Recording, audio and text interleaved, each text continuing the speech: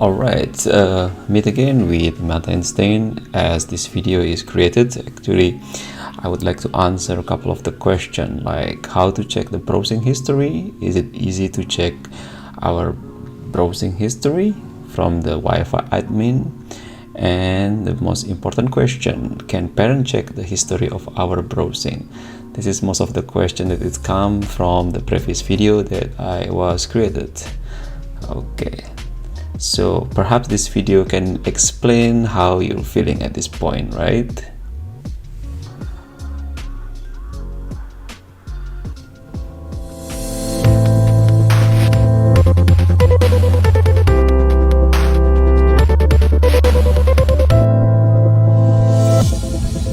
So the idea from here is like, we would really like to know whether it's easy or not to check the history of the browsing, and the answer, unfortunately, yes, but also no.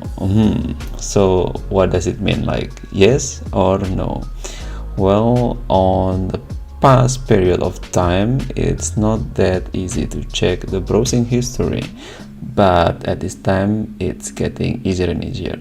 But before we going there, let's see the concept of torch.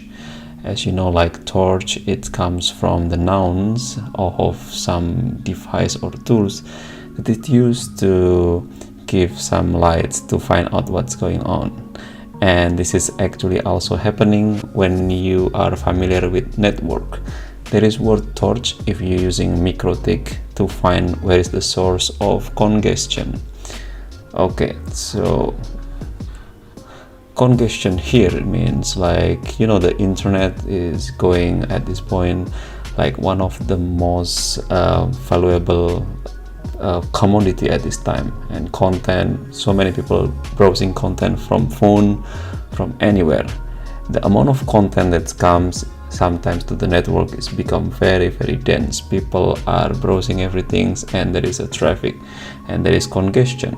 So the admin need to know with the torch where is the source of this congestion.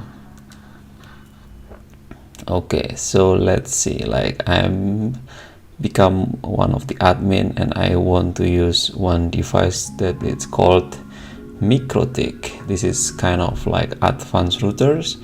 It's kind of pricey. It's around at least 200 USD.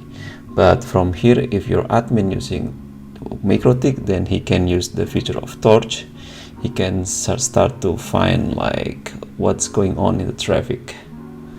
So in the traffic, he could see, for example, let's say he want to use one of the IP that is like used by one of the users. So he want to check one of the client that he has, and he want to know what's this client browse. So from this MikroTik torch, he could see like, okay, at this period of time the client browsing something, and he could read the IP here. And the question is like, okay, so this is the IP, not the address. Yeah, but IP is actually, will explain also the address. We'll talk about it later on the next video. Okay, what do you guys see? There is like HTTP and there is HTTPS. Both of these HTTP and HTTPS, we call it as the protocol, which is usually 88 or 443. This is showing like you at this point browsing the internet, like on the web browser. But there is also protocol that it's look weird, like 53 or so on. And here, as I mentioned before, we want to know like what is protocol, what is IP, what DNS. So we get the IP number, and let's open from the website called Whois. Whois is like kind of website that serve you to show and converting the IP into the domain.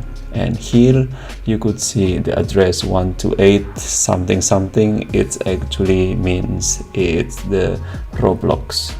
So this is how the admin of Wi-Fi can see whether you are browsing something, what you browse at the time, how long, and so on. So if you guys browse something weird, then you know like how it looks like. So at this point, let me explain you what is actually the concept of DNS and what it means to our internet system. So let me say, like, the user, you are the king. You're asking to your browser here, like, hey, take me to google.com. Okay, so you are, as a browser, you're going all around in the internet world. You're asking to some of the network with the password to go to the like any network, and then you stop by on one, we call it as DNS server. They are like a server that recording all the number in the world of the website, because website basically based on all the number. So they are like Google, for example, the number is 23.45.67.89 and so on and so forth. So you're going deep and deep again, and finally you're going and you meet a website which is Google, and Google tell to you as a browser, okay, sign in, I'm filling, and so on and so on. And you come back to the browser come back to you and telling like, hey, finally I can open Google. So this is how the DNS looks like, and this is why everything that you type in the internet basically it's recorded in every single device. And if you're using routers or the MikroTik, as it's mentioned before, basically all the history will be recorded. But wait, that's not the only things. At this moment of time, there is a development that we call it as a proxy server. So what is proxy server then? What's the difference between the Wi-Fi? So as you could see here, there are like graphic of proxy server, which is like accessed by the phone, by the computer, or the stable computer. The proxy server, it's kind of advanced server that it gives and has a purpose to you to increase the sensation when you are accessing the internet. So when you access internet, you basically just stop to proxy server, and you don't need to go to the whole internet itself, because proxy server basically recording every single thing that you once browse. So for example, you very often browsing Google, or you browse Facebook. So proxy server will save all the picture, all your history, everything that you need. So you don't actually really need to go to Facebook. The proxy server will do it for you, and all will stop by in a proxy server. And this proxy server is very common. This is a supercomputer. They are located in every city. So if you are in New York, there for sure a proxy server in New York, or in California, everywhere.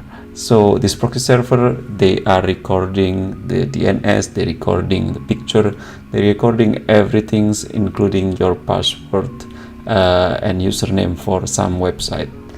And what's the example of proxy server nowadays? So let's say there are like a company that called Akamai. This is one of a big company that they are having proxy server in every single city. As you could see, this is the logo of the company, and this is just the example. I think Akamai even once part of like a big company, like a big other name, I don't know, you mention, and you can Google it. So here the proxy server basically have every single information that you have. And yeah, if you think that there are privacy in the internet, I'm sorry to say, but there is no. Okay, not to scaring you or something, but there are right now, as I mentioned before, there are easy way to check who is browsing and what do you browse, and even your parents can do it, like check it. The app is called Wireshark. Maybe I will make some of presentation and how to use this Wireshark. But basically this Wireshark, it records every single thing. Like they record your browse, they record what you download, the length of durations, not only the IP number again, but already the website name. And this Wireshark, it's very easy to be used. It doesn't need to be like advanced server or network. Yeah, you can use it just from your computer. So if your parent want to use it, in their computer, for sure they can check what you browse, how long, and yeah, what you're doing there. Okay, so that's all. Hopefully it gives you some more knowledge, and watch out with the internet. See you later.